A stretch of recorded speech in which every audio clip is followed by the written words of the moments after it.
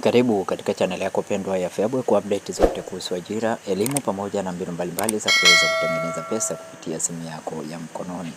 Katika video hii ya leo tutakwenda kuangalia taarifa kutoka Baraza la Mitihani Zanzibar kuhusu matokeo ya darasa la 4 na kidato cha pili 2025.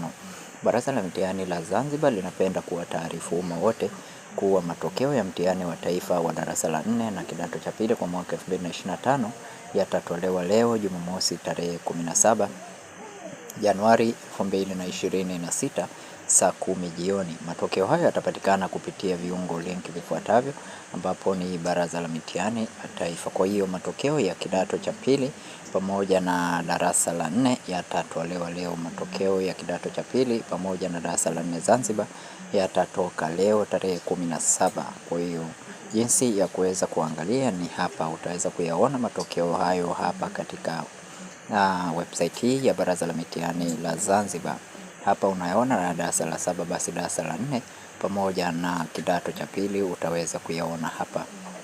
Unachotakiwa kufanya ni kusubscribe katika channel hii ya Feaboy ili kuweza kupata matokeo haya kwa haraka zaidi. Asante na karibu.